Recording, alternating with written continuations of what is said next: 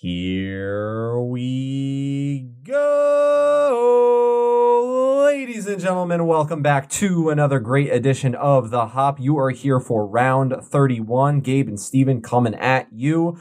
What's going on, everybody? What's going on, Steven? How we doing, fam? I'm feeling great. I'm feeling a little warm. It's been very hot outside. It's too hot outside. And I'm ready to cool down. We're going up north today. We're hitting Lawson's finest liquids. Damn straight. Come with us as we travel up north to do what we always do. Steven? Yeah? We are grabbing a drink.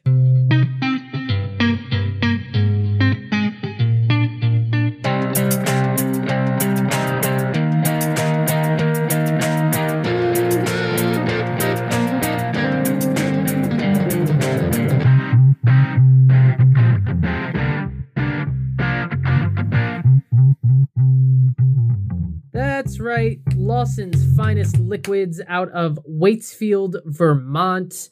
We're going up. I don't know if we've ever had a Vermont brewery on the show. I think this might be the first one. I feel like round 31 is a little late just because Vermont has awesome crushable beer, but You're not wrong. There's a lot of great beer in that better state. late than never. We are finally doing it. Lawson's has some really great offerings, and we have two ones that I've never heard of, so I'm pretty excited. Yeah, and it seemed like a nice segue out of Two Roads because Lawson's does some contract brewing at Two Roads, so it felt like a nice ease out of the Nutmeg CT. State Yes. into whatever Vermont is. Follow the show on all the social media if you're not doing that already at the HO Podcast on Instagram and Twitter. You can also find us on Facebook, on YouTube. You can subscribe on YouTube, get us that customizable YouTube URL, which would be fun for you and me. Yeah. And connect with the show via email as well. You can send us an email to thehopod@gmail.com if you have beer suggestions, general feedback, anything of that nature. We love to hear from our listeners and keep you engaged with us. But most importantly, Apple Podcasts, we'd love to hear those reviews. Submit those 5 stars, 4 stars. And subscribe to the show on there. It's the easiest way to stay up to date and get a new episode in your feed every single week, and it is free. It's my favorite price, free 99. It's us for free 99. What could be better? I can't think of anything, so I think we should just dive right in, and what we normally do is jump into the news and notes surrounding the good old beer world. Yeah, and we're kicking things off in Oregon. This week, it was reported that the Oregon Brewers Guild co-director is leaving his job.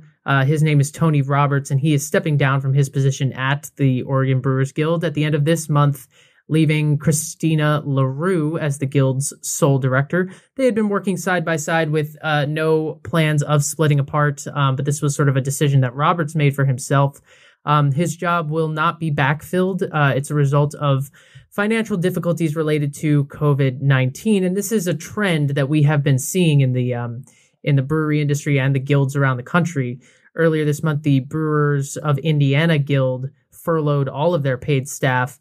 And also the Colorado Brewers Guild laid off one of its 2 employees in April after canceling 2 of its largest events. So it's something we're seeing around the country as, businesses are impacted by the effects of the pandemic. So Tony Roberts, he, like I said, sees the move as providing more job security for him. He doesn't see the guild folding in the immediate future, but he does say, quote, "The finances are tricky." He will be departing the guild and taking a marketing role at a law firm in Portland, Oregon. So our best to him. But he did have a message to leave behind, and he when he was interviewed for this story by Brewbound, which is where we get a lot of our craft beer news, he said, the most important thing that you can do right now, you beer lovers, we're talking to you listening to our podcast. He said the most important thing that you can do right now is lobby your senators to help get C6 businesses of all stripes access to the Paycheck Protection Program. This is a problem because guilds and other trade associations, such as the Brewers Association, have been excluded from the Small Business Association's protection program, which is what's keeping a lot of craft breweries going and a lot of small and independent businesses going. and does not give support to the Brewers Association or other guilds of that nature. So if you have a direct line to your senator, give him a call. Tell him you want people like Tony Roberts to keep their jobs. Give them a call, maybe send them a text, maybe a Snapchat if you have them on there. I hear that the best way to stay in touch with your senator is over Snapchat. I mean, it makes the most sense. It's just what they tell me. Mine never returns my snaps, but I don't know what's going on there. I mean, I can't get a snap back, but we'll talk about it Rosa later. DeLauro, get on it. Moving right along, Braxton Brewing is going to be taking over 3 Points Urban Brewery location in Cincinnati, Ohio. Slated to open later this summer, the location would be Braxton's first location outside of its home state of Kentucky and fourth taproom space. Braxton co-founder and CEO Jake Rouse said in a release, "It's incredible to finally have a location and home in Cincinnati proper. Since we've opened our doors, we have always felt we had two homes, one in Covington and one in Cincinnati. Now we actually do." Braxton was founded in 2014, is headquartered in Covington, Kentucky, on the southern banks of the Ohio River across from Cincinnati, and operates tap rooms in Covington, Bellevue, and Fort Mitchell, Kentucky. The new space will give Braxton a brick and mortar presence in downtown Cincinnati and a location in the Pendleton section of the city's over the Rhine neighborhood, so to speak. They're proud of the way they've seen 3 Points grow. Hickory Wald, the hospitality and restaurant group that owned 3 Points Urban Brewery, it's turning its focus to its restaurant properties. They opened 2 years ago and produced 672 barrels in 2019, according to not-for-profit trade group by the Brewers Association. Their principal, Jack Weston, said in a release, "We're proud of the way we've seen 3 Points grow in Pendleton, and even more excited to watch Braxton help this location to another level." So look out for that, all you Cincinnati fans. Moving on, Duvel Mortgott, who we are big fans of. 2 of their 3 American breweries have been on our show. Duvel Mortgott is extending their distribution to a new state, and guess which state it is, Gabe? Which state is it, Steven? Montana!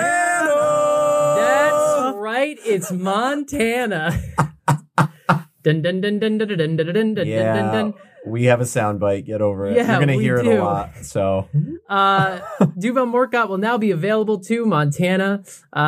Brewery Omegang, which is in Cooperstown, New York, has been on this show along with beers from Duvel, Brasserie des Choufs, Leafmans, and other Belgian breweries in the global Duvel Mortgott family are now available in Montana! And with this launch, the Duvel Mortgott brands are available now in 49 states around the country and the District of Columbia, which begs the question, what state do you think is left out? I mean, the obvious answer is not where I was going to go with that. What are you going to say? I was going to say Alaska. It seems I was thinking of like Alaska or like Hawaii or something. I hope that they made it to Alaska and Hawaii and left and not Arkansas. How funny would that be? But Montana somehow made it first. Well, they need something. There's nothing there. Boom! Montana! I apologize ahead of time. The initial wave of products includes Duvel, Le Chouf, Gudenband, and Maritsu Tripel. I'm probably saying that wrong. It's Belgian. Brewery Omegang's portfolio in Montana will be represented by the Neon Rainbows, by the 3 Philosophers, and the Hennepin, as well as the Rosé Cider and several other limited and seasonal releases throughout the year. So congratulations, Montana, you have a new beer, and I'm here to tell you it's delicious. 'Tis indeed. I can also attest to that. And finally, for all the people still riding the Connecticut train, quote unquote, East Rock Brewing Company is expanding distribution statewide in good old CT. They announced that it has partnered with the Craft Beer Guild of Connecticut to permanently expand distribution, and they are covering the entire state. As someone who has been to East Rock, this is very exciting. They specialize in German-inspired lagers, so to speak. And they are going to be everywhere. They've got really good offerings. they have been quoted saying, when we started less than 2 years ago, we wanted to control our own destiny and message in the marketplace. This led us down the path of self-distribution, and we found great success in New Haven County and parts of adjacent territories. In order to continue to grow, we had to choose between investing in logistics or investing in capacity, quality, and brand building. So good for them. Co-founder Tim Wilson echoed those statements. Our expertise lies in brewing high-quality German-inspired beers, especially our lagers. They've got, like I said, they've got a lot of good stuff to offer, and you will be able to get them everywhere in Connecticut. And honestly, I feel like Connecticut beer, it's only a matter of time before it's in the neighboring states. You mean this place specifically? East Rock Beers, yeah. I mean, it's only a matter of time before you can get them a few other states. But for right now, CT. All across CT. They are a pretty unique operation because, like you said, they do focus on German-inspired beers, which typically means lagers. I mean, the majority of their beer is lager, bottom fermented, takes longer to brew. And they say that it does, it's a lot of more work kind of and a longer wait to get those beers, which is a sort of a more of a niche market in the craft beer industry, but it does make them unique. And this choice allows, they had been self-distributing up till now, and now they're going to be able to hand that off to somebody else so they can continue focusing on making great beers. And their brands for distribution will include the Pilsner, the East Rock Lager, which is a Munich-style Helles, the Vienna Lager, and the Weiss beer, in addition to their seasonally available Gozas and lagers. Look out for them, but in the meantime, let's go up north. Take a journey with us, won't you? And let's get some jazz up in here so I can hit us with that toast. So, Vermont, Lawson's, you think of pine trees, the outdoors. I do. So, I got a little outdoorsy with the toast. Great. Let's take that crunchy granola hike through the woods. Come home to the forest, where time goes slow and the breath is mellow, where thoughts find rest and calm comes to nest. Come home to the woods, to be friends with trees and listen to the breeze, to wander through trails and mend your sails. Come home to nature, where your heart is hurting or your soul needs healing. When something feels wrong, or you just need a place to belong, the forest awaits. Come home, be healed, with a beer in your hand. Did you add that last part? Maybe. It fits, though. That was like being bathed in a... Power through. Go ahead. It was like, I want that, like, it was like this tranquil, it was like having like one of those little waterfall things playing in my room. I know. Yeah, we should have had waterfall playing in the background, but that's not how we do. So, too bad y'all are stuck with jazz. Let's do it. Okay, let's drink some beer.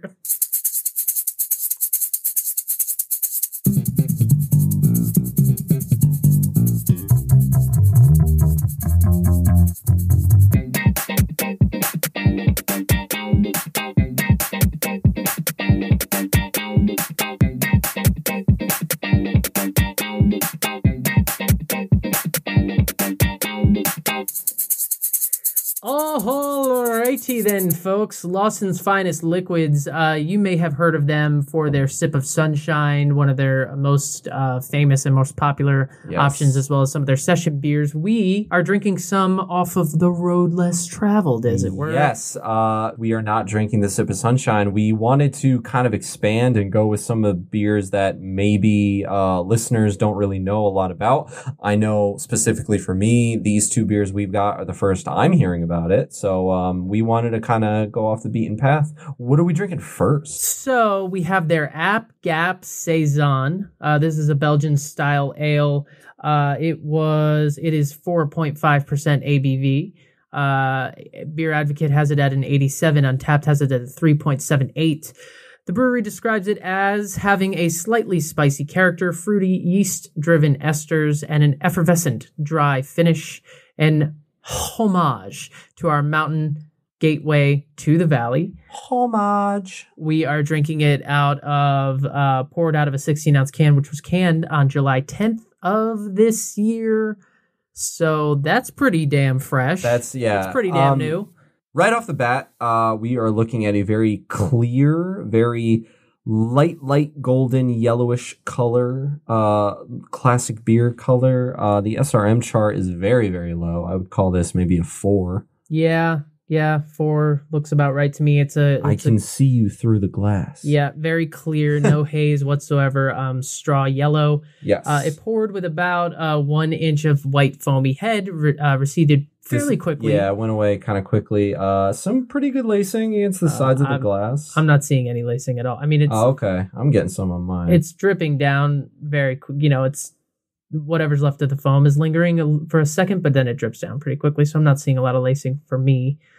On the nose. Okay, yeah, this is what I wanted to mention. It smells very yeasty. Yeah, very yeasty. Those yeast esters come through. Yeah, but I don't know. I feel like it's definitely got the straw hay smell to it. Like, I feel like we should be drinking this in a barn in Vermont with flannel on the farm with our farmhouse ales. It's okay. It's you get the Belgian sort of things that you expect. Maybe some 100%. Banana. Maybe it's not as fruity as other Belgian beers I've dipped my nose into. It's a little bit spicy, but I think the yeast esters and the kind of, like you said, the straw hay, the malt character, I think it's very, very forward. Yeah, and it definitely paints a specific type of picture in the nose. Some right pepper, away. some lemon, maybe a little bit of like green apple, but it's very subtle. Yeah. Multi-grain. Yeah. Sandwich. Multi-grain or multi-grain? What did I say? I'm not sure. I don't know either. All right, let's drink this. Here goes puppy. nothing. Oh, taste follows the nose. Big time. The peppery nature of it. Oh, yeah. It's almost like I cracked some black pepper into there. That is very peppery. That's like weird. I'm tasting more of the spicy pepperness than I am of the bready yeastiness, I'm tasting a lot of the spice. I am tasting the yeast and stuff. What I'm not really getting, honestly, is a lot of the fruity, florally things that I was expecting to get. I was expecting some pear, some banana, some, lemon. I'm not getting a whole lot of that. It's very Belgian style. Oh yeah. Like, it hits you over the head. But yeah, I'm not getting a complexity. I'm just getting a straightforward, everything we've kind of been saying, the yeastiness to it, the little bit of spice. The spice for me is in the back end. Like, it's after I swallow it. Mm-hmm. You know what I mean? I get it on the back of my palate. Right. But it's definitely medium bodied. It's got definitely a present carbonation. It's kind of zingy in your mouth. It's dry. It's not bad though. It's not bad. It's simple. Zingy, like carbonation, I mean. Oh yeah. No, that's pleasant. I mean, that's what you want with something like this. At 4.5% ABV, it's very easy drinking. I don't know if it's Vermont, but I want it to be a little chilly out when drinking this. Is that weird to say? I don't know why. I mean, it's the opposite of that right now. Oh, tell me about it. I am missing the fruit. Yeah. I want the... Okay. It's not even fruit. It's just I'm missing something else. Let's go back to the Raging Bitch. You remember it had all this... It had like everything that we're getting, the spicy, the peppery, all that. Yeah. But it also had such fruitiness, such complexity, layers. It had layers, bubble gum we were getting off that. Like, weirdly. Yeah. And it was a higher ABV, and I know that, and that's not why I think there's something missing from this, but there is sort of a flatness, in my opinion, my humble opinion. I think that I was kind of reading, someone on Beer Advocate was saying, they find that with American breweries that try to do Belgian farmhouse ales, they kind of fall flat. They lose the complexity that you find in a true Belgian, the layers of flavor like that have all this peppery, spicy, clove, all of that. but then they also have layers of fruit, layers of other flavors. The hops come through. Keep maybe you interested. And this, I'm kind of just getting yeast. I'm kind of just getting the spice. I'm not getting much else.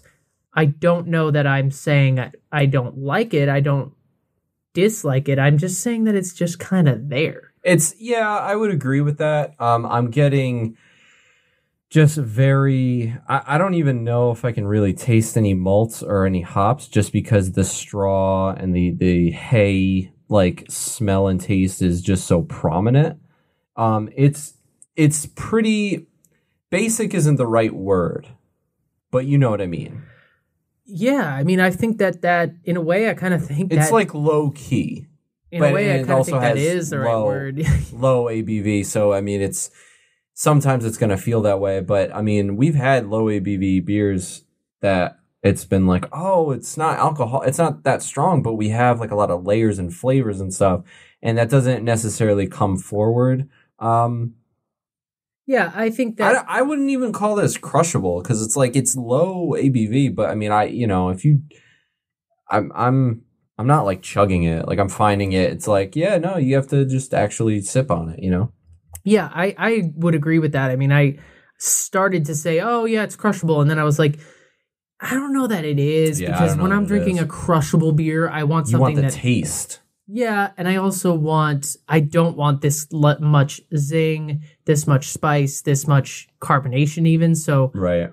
I don't know that it is crushable. I mean, it's not going to kill you if you crush a bunch of these, but I wouldn't choose to crush it myself. Yeah. This might be like a good beer to have with like dinner, just because the food won't take away from anything. It won't do anything. That's what I'm saying. Like it'll be a refreshing like way to cleanse your palate after you're done eating something, because the flavors in this aren't going to overpower the food and vice versa. Like if anything, the food might overpower this, but at the if you're having dinner, you're probably not really thinking about it. You just want something to drink. Yeah, I mean, if I'm day drinking at the beach or something, and this is in front of me, I'm not going to not like it. It does the job. And I don't want to sound like I don't like this beer. And I feel like I do sound like that right now. So I just want to clarify, like, this beer is fine. I don't dislike it. I don't love it either. I don't think it adds anything to the style. I think that they were trying to create a Belgian-style farmhouse ale, and they did what they perceive to be that. I will say, farmhouse style ale, I want to be drinking this in a barn. Flannel, animals around me, woods, maybe a little bit of snow, light coat, boots. You know what I mean? Like these guys biking off into the mountains. Like, when they got to the top of the mountain, they had a cooler and they had these beers inside. Like, that's the overall vibe I'm getting. It's confusing because they're biking up Route 17 in Vermont, and they're biking up, but there's also a ski lift in the background. So it's like, but they're wearing shorts. So like, what season is it? I see pine trees. I'm confused by the artwork. Yes, and sure. This is an option. I don't hate it. It's just that I don't know. I feel like when you promise a slightly spicy character, yes. Fruity, yeast-driven esters, I would say yes to the yeast esters. I don't know about the fruity, and an effervescent dry finish. I mean, it does what it says it does. I'm not saying it doesn't, but I don't know. I guess for a company like Lawson's, who I love so much for the Sip of Sunshine, because I think that it's, again, not changing the game of what a double IPA is. It's just a really well done one, but this is like, I don't even know I would qualify this as a really well done farmhouse ale. It's a fine farmhouse ale. Yeah. I don't think it works. Yeah. I don't think it's particularly stand outish, but I also don't think I'm certainly not looking to like give it away.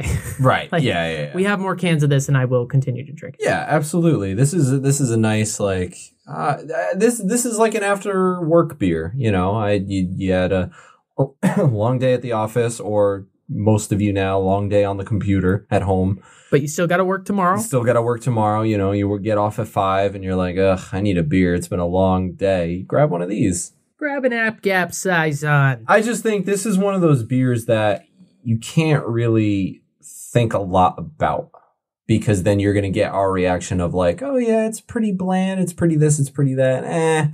But if you're just like, yeah, just grab me something easy to drink.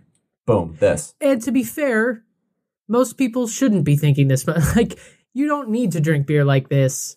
Right, we're just crazy. Let's talk about the brewery itself, though, for a little bit. Because, yes. Lawson's Finest Liquids is definitely famous in Vermont. They have a ton of beers that extend beyond. Like I said, you know, when I say to people, oh, we're going to do a Lawson's episode, people from Vermont or people that have spent a lot of time in Vermont, their initial reaction to that is like, yeah, Lawson's is fine, but Hermit Thrush, but Fiddlehead, but, you know, even Zero Gravity is kind of... that's what's so crazy, especially talking to your brother who used to live in Vermont. Yes. Like, you know, for us being in Connecticut, Los Angeles, New York, you know, oh, Lawson's, all Sip of Sunshine, this, that. And then your brother was just like, who was living there was like, yeah, it's just like, it's old news to me. Yeah. It's gotten, you know, pretty big, but they have so many other options. So, and they are to be respected for what they do in the craft beer game. I mean, they're crushing it up in Vermont. Yes. Started in 2008 by Sean and his wife, Karen Lawson. They started after 20 years of home brewing. # power couple. Sean and Karen, crushing it. They have specialized in their IPAs, but as well as their maple beers.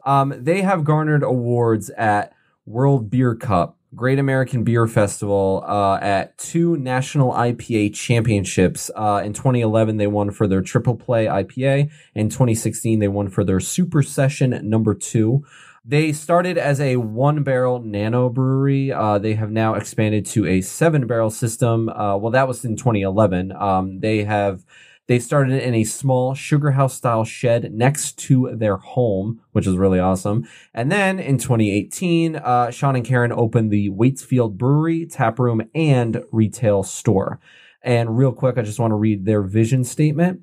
Our customers are excited and engaged by our high-quality beer and memorable experiences. We create economic vitality in the local community through beer tourism and by providing rewarding careers with a vibrant company culture. We further support our neighbors and local charitable organizations through philanthropic giving. Sean and Karen, crushing it. They, as we've mentioned a few times, have a alternating proprietorship with good old Trodesy. Good old Two Roads. You know, the brewery that we never talk about? Two Roads brews their Sip of Sunshine DIPA. They call it an IPA. They've taken to calling it an IPA, but it's an 8% beer, and I still call it a DIPA. It's called it, yeah. As well as the Super Session Series, number 2, number 7, and number 8, all those brewed in Two Roads, which led to those beers being available all over Connecticut. So that's great for us. Yeah, we can get it whenever we want. Lawson's beer is available on draft and in cans in 8 states. That includes Vermont. What? They're available in Vermont? Apparently. Connecticut, Massachusetts, Rhode Island, Maine, New Hampshire, New York, and Pennsylvania.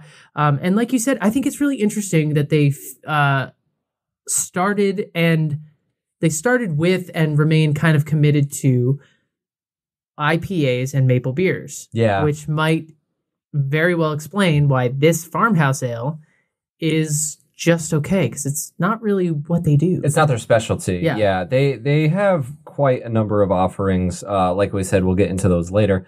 But yeah, they're all kind of this based off of that idea. And, you know, Vermont, sap, trees, maple, all that fun stuff in the woodsy locations, you know, it's easy to get that. What's really cool is they definitely know a lot about this. Sean, they are both UVM alums. Sean got a bachelor's in environmental science and master's in forestry. His first career was a scientist and educator. And he's leading programs with the nationalist program he founded at the Mad River Glen ski area. He is served as president of the Vermont Brewers Association from 2014 to 2017 and was an active board member for 9 years. And Karen, his lovely wife, is also a graduate, and she has a master's degree in public administration. So that combined with beer, I mean, you get Lawson's. Backing up to his master's degree, I would love to know what's on the curriculum for a master's degree in forestry. Forestry. Name this tree. All right. Name this plant. Everybody up at 8 a.m. We're meeting at the clearing in the woods. Honestly, though, I would be mad if I found out that some of his classes were not outside. They have to have been. Exactly. You can't learn this stuff in a classroom, in a lecture hall. You and I got to get in a theater and do some acting, and they got to hike in the woods. Damn it. And they probably brought road beers for the woods. They brought woods beers. Woods beers. And that's what changed his life. They also have a tap room that you can visit. It is open. Their beer garden is open now. They have, you can, if you find yourself in Vermont, you can take a look at their website. I don't know that we need to go into all of the quarantine and COVID-19 restrictions. Yeah, they've got all the basic stuff. For the beer garden, you need a reservation for a table. You gotta, they have maximum hours you can sit there, small groups, all that stuff is there. But you can go, and they have what I'm looking at is the most Vermont thing I've ever seen and related to a brewery. There's like a picture of their beer garden, and it's like a waitress in a mask, and she's definitely 6 feet away, but like they're sitting at a table up against a fence also made of like wood, just like trees basically, looking out over the woods, and it's just the most Vermont thing I've ever seen. And he's of course wearing plaid shorts. And the thing on the table is like some sort of flower-esque thing. It's very Vermont. It's very Vermont, which is hilarious. And I've spent a lot of time in Vermont. I absolutely have a deep love for that state myself. It's got some weird. It's got some pretty.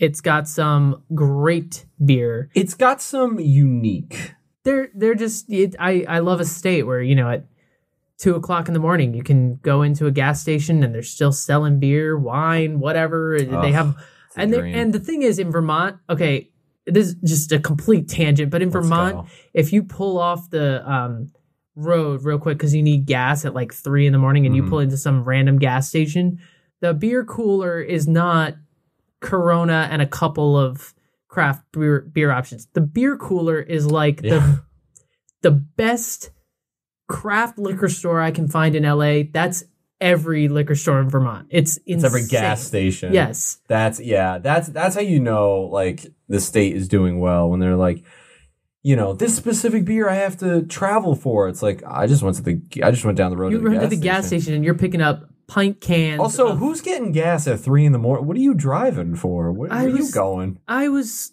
there. Don't worry about it. There's a story here. Don't worry about it. Oh man. But let's get another Lawson's beer because we have another one that I'm excited about, and we'll just keep doing what we always do. Let's that sound keep okay? this train moving. Next up on our journey of Lawson's finest liquids, the Space in Between with passion fruit. This is a hazy, dry hopped, quote, undefined ale. The space in between is, this iteration has passion fruit with it.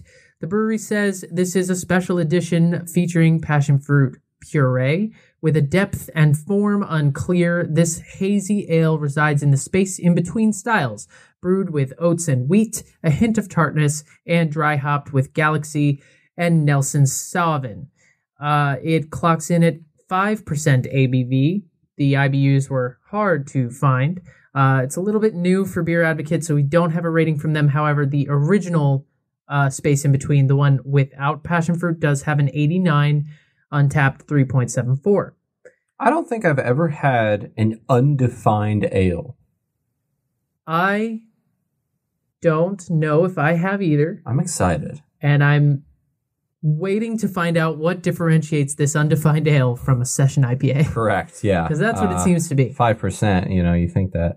Very hazy. Very not can't see through it. Got that yellow, very, very dark yellow color. SRM chart, we're looking at a 7-ish, maybe 4 or 5. Yeah, somewhere around there. 7. How high can Gabe's voice go? No one wants to hear that. I poured the entire beer in this glass, so I can't tell if right it has, at the broom. I can't tell if it has lacing or not yet. So to be continued. It had a good bit of, again, ivory white foam, receded pretty quickly, and I'm gonna take a whiff. Hops. Very earthy, very hop forward, hop driven. Oh yeah, you get some sweet. You definitely get the fruitiness. I'm definitely getting the passion fruit. I'm getting the tropical notes. Mm-hmm. But the hops are there. I mean, you can smell those Galaxy, those Nelson Sauvin hops. It's like, this is a weird way to describe it, but it's like playful. It's very just like, ooh, you think it's one thing, and then there's something else comes up, and you're like, oh, all right. It's got a lot going on though. It's very complex. Yeah, I don't get a lot of tartness on the nose. I was kind of expecting or wondering if there would be any sour, any tartness to it. I'm not getting that on the nose, but I am getting definitely the hops and the tropical fruitiness. It's not citrus. It's not like orange grapefruit so much as it is. Yeah, I wouldn't say citrus. It's pomegranate. More, yeah, it's more of those other, maybe a little bit of pineapple. I don't know. We'll see how the night continues. But the nose to me is subtle. I mean, I don't. Yeah, it's not overpowering. It's just the first thing I smelled was hops, so I was like, oh, okay, interesting. Let's clink, but let's not go let's too clink carefully, so we don't spill it over the computers. Andiamo. Well, the tartness is definitely there Whoa. in the mouth. Whoa. Whoa. There's tart in there for sure. This is like the cousin of a sour. Yeah, I don't get. It's funny because in the nose, I got the hops right away. I'm not getting a lot of hops. I'm not getting hops at all. I'm getting passion fruit, pomegranate, a lot of that like bittersweet fruit. Yeah. My tongue raspberry. is bubbling. But I kind of like it. It's got flavor to it. It's not just like it's got a lot of this and a lot of that and it's got a lot of bite. It does have some bite and which is surprising for 5%. But it's very flavor forward on the mouth. On the nose, it's very hop forward, so it's interesting to see that dynamic. Yeah, it's and flavor forward and fruit forward. Yeah. Berries, obviously passion fruit, but raspberry. Boysenberry. No, I'm kidding. Blueberry. Some citrus there, even some lime, some little bit. Herbiness. The hops are there, but they're deep in the back. Like I get them on the back of my palate, in the back end. I'm so surprised the effect it has on the tongue. Like it's like bubbly. It's very, I would say medium high carbonation. You know what I mean? Yeah, I would say it's a pleasant carbonation. Yeah. It absolutely is. It's just like I just wasn't expecting that. This is light-ish bodied in the mouth. It's very flavorful, luscious, kind of fills, satisfies all your taste buds. It's a little bit dry. The more I drink it, the more I'm getting lemon. Yeah, the bitter starts to fade in now after the initial hit of the tart and the sweet fruit. It's definitely crushable. I mean, we said it's 5%. Do I think of this as an undefined ale? I don't know.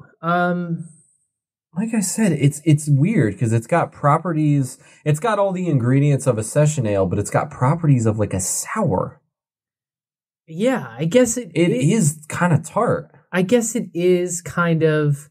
I would be very intrigued to try the version of this that doesn't have passion fruit in it. Yeah, because that one I think I'd be interested to see, does that one have any tartness to it or not? Is that one more of a classic session IPA? I was just about to ask. That one's just a classic IPA, right? I mean, It's everything of that this is without the passion fruit puree added to the batch. So, I mean, they're brewing it with oats and wheat in the grain bill. So you could say that adds to the haziness. And it's very fresh. My beer was canned June of this year. Mm-hmm. So it's very, they say hazy, dry hopped 100%, but I would love to, I feel like this would be great to get on tap at the brewery. Yeah. Like fresh, rather than in a can in the fridge for a little while. You know what I mean? Yes. It's, I mean, everything's better on tap, but, true. This, and also I'm wondering if we picked the wrong kind of glass for this. I almost wish it was in like a tulip glass or something with a little bit of, to let the aromatics we have out just the classic pint glasses. I feel like if I had known, I would have probably picked something else. Maybe even the little chalice. Yeah, maybe. I mean, I really like this. I do too. It's exactly what I feel like the farmhouse ale was not doing. They're taking a style that we all know and love, the session IPA, and they're adding a little bit of a twist to it. They're pushing boundaries a little bit. Yeah. They're giving, and again, Lawson's is known for IPAs and maple beers much more than they're known for farmhouse ales. So maybe that's why. But this is definitely a version of the session IPA that I don't have everywhere, and that is really pleasant and summery. Yeah, this is a good summer selection. I don't know if I can picture this anywhere else season wise, but this is a nice summer selection, and it's got the fruit characteristics to make you want more. I keep finding myself like I need another sip. If you don't like that fruit type, like the passion fruit and pomegranate and sort of the dark berry, you may not like this, because I do like it does, the bitterness of that does kind of hit the back of my palate. Yeah, and I feel like as beer drinkers, for us, we're kind of used to it and we kind of recognize it. But if you're not used to the bitterness, I don't know if you would love this. Like, if you're looking for, a strawberry sour. This is a little bit darker. This is in the family. It's in the family. It's the second cousin twice removed that you only see once every 3 Christmases. Like if you're a red wine drinker, I think you might like this. Interesting. If you're a Pinot Grigio drinker, I don't think you would. Does that make sense? If you like sweeter, this is not sweet. Yeah, I guess I would agree with that. This is definitely got some sour to it, but it's just not a sweet beer. I hear what you're saying. I feel like if you were looking for wine like enthusiasts, if you like swear by wine, I don't know that you would like this. Yeah, I mean, I'm not saying. I hear what you're saying though. It's very specific. And now that we've taken a couple sips, as for the lacing, got some good lacing. It's sticking to the side a little bit. The foam is coming down, and then like the rest of the liquid kind of follows. But it's a little sticky. Yeah, it's got some. But this beer can hang. I got to be honest. I expected to kind of drink it and be like, undefined ale. This is a session IPA. But my expectations were incorrect, and that's why it's always good to go in with as open mind as possible, because I had no idea how I would feel about this beer, really. My plan was to drink it. Okay, and then we talk about it. I didn't. Mike, help! Bang! Exclamation point! Reset the momentum. Sometimes Mike just needs to make he's there in celebration. Sometimes he's just there to help. I mean, also, yes, you're seeing our process. It's fine. Tours are held on Fridays at 5 p.m. and Saturdays at 1 and 5. You can sign up in the retail shop the day of. There's a 10-person limit per tour. But the tours, from what I read about, are really, really dope. I believe they give you tour beers along the way. You get to learn about Lawson's operation, and you get to learn a little bit more about the fine people who work and provide there. Yeah, and some of the beers that you can get at Lawson's, I mean, they have a ton. Obviously, they've been around, like we said, since 2008, so they have quite a lot to offer. We've mentioned their Sip of Sunshine. We've mentioned their Session series. They have the Double Sunshine and the Triple Sunshine. They also have you know me, I always slide down into the special brews, so I like to look at, they have a Triple Sunshine IPA aged in tequila barrels. They have a Maple Imperial Stout aged in Mad River Distillers rum barrels. They have a Pilot Batch IPA. They have a whole bunch of IPAs actually. They have a beer called Chinookered. Chinookered. I'm pretty sure I've had that. The Lawson's Maple Nipple. Maple Nipple.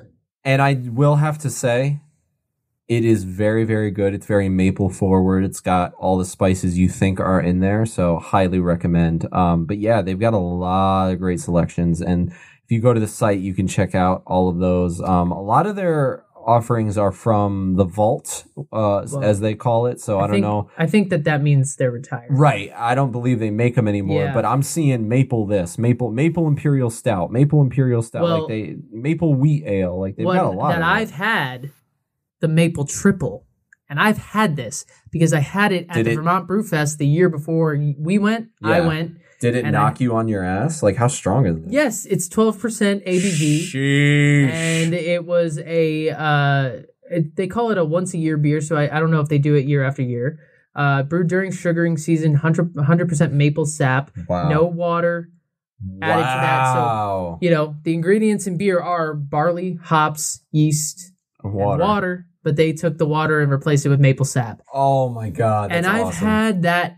I've had other breweries do that, and it's gross. But this beer is so high ABV that it actually worked. Right, I'm sure. But yeah, I mean, they've got a ton in there, and a ton of stuff that they're brewing now. So they've got their session lineup is Super Session, and they got numbers. I'm looking at number 2. Number 4, 6, 7, and 8, which begs the question: what happened to 1, 3, and 5? What are we doing here? But we'll talk about that later. They've got, you can order beer to go. They've got packaged beers and the like. Check out their website. They've got all of that, and it's really awesome. Plenty to check out at Lawson's. Great brewery, and just excellent brand. Their Sip of Sunshine is amazing. If you like IPAs, check it out. But they have plenty more to offer that you probably haven't heard of. I hope this episode has given you a bit of insight into that. So get your hands on Sean and Karen. We're very critiqueful. We've been trying to kind of be more honest on the show because we can't just always say we love it, we love it, we love it. We want to give our critiques, but Lawson's in general, and especially the passion fruit beer, solid, really great brewery, lots to offer. Check them out and support because they are great, and they're a power couple. And who doesn't want to drink beer from a power couple? Am I right? And before we get out of here, we're gonna real quick touch on something that what, Gabe. I'm just gonna let you guide us through this because this is your baby. Steven, do you like seafood? Who doesn't? Do you like lobster? Hobby. Well, I don't know how you're going to feel about this, but apparently the Akron Zoo in Ohio's got a new resident. Oh, yeah? It's a Blue Lobster. And where was this Blue Lobster found? The ocean? No. At Red Lobster, the restaurant. That doesn't make sense. So I'm not sure we should be air horning that. Oh, we absolutely should be. Yeah, Red Lobster in Akron, Ohio. Some of the employees saved this Blue Lobster because they found it in the tank and they realized, wow, this is a Blue Lobster. The University of Maine Lobster Institute. First of all, what the hell is that, and how do we have time to unpack that? How do we get involved? They say the likelihood of catching a blue lobster in the wild is 1 in 200 million. The bluish color of the shell is the result of a genetic anomaly. If you Google blue lobster, you can see ones that are like dark blue, but they if you see the subtle blue of this lobster, the one we're looking at, it's really is cool to see. So the restaurant reached out to the Akron Zoo on Friday and to place a takeout order, and they donated the blue lobster. So now this lobster is a part of the Akron Zoo. And before we get into anything, my question is, have you ever been to a zoo and they've been like, okay, the grizzly bears are over there, the penguins are over there, and the lobsters are in the back?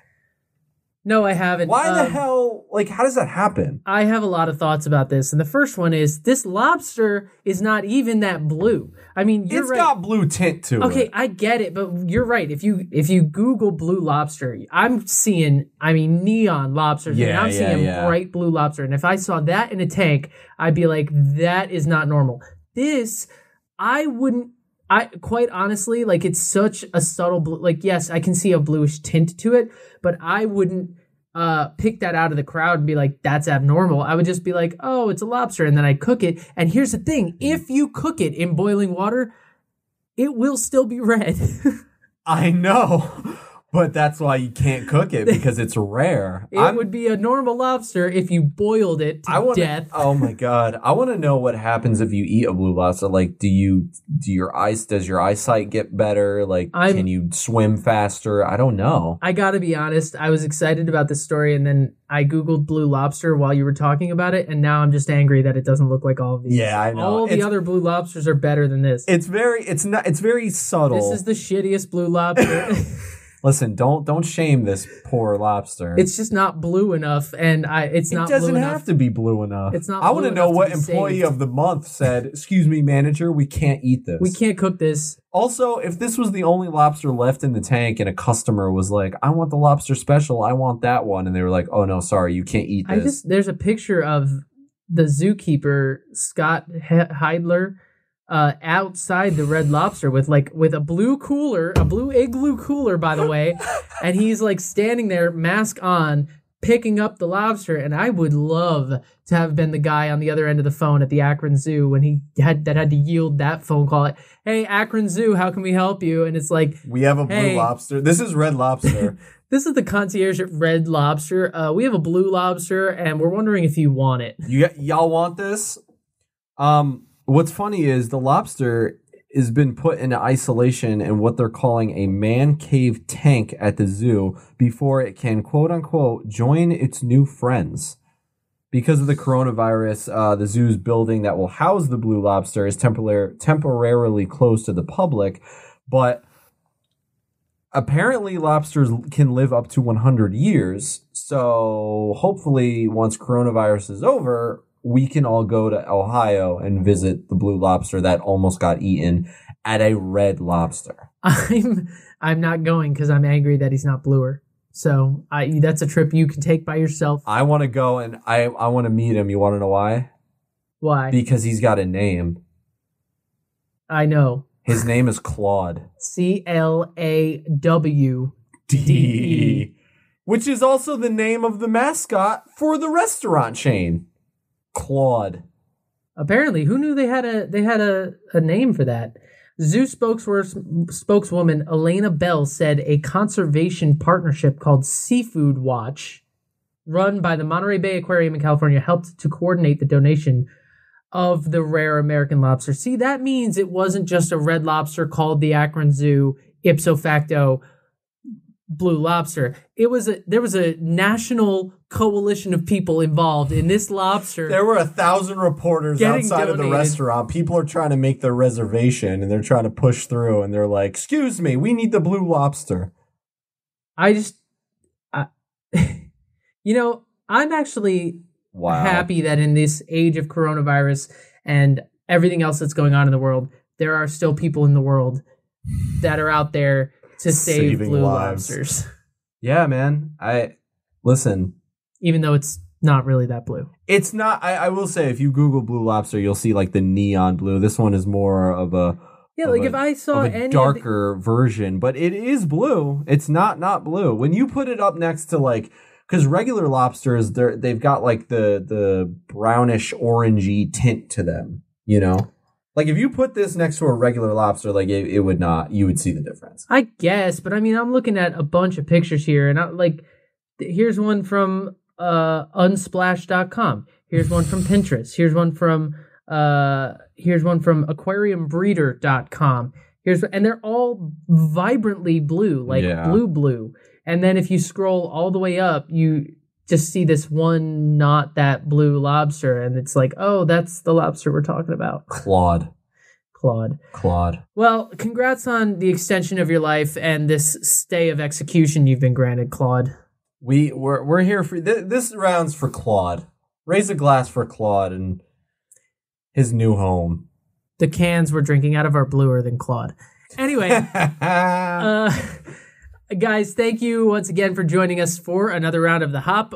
We promise more delightful drinking next week. Mm-hmm. And until then, you can keep up with the show once again on all of the social medias, and we will see you back here next week. Thank you guys so much for joining us. Please remember, keep wearing your damn masks, please. Cheers. Bye.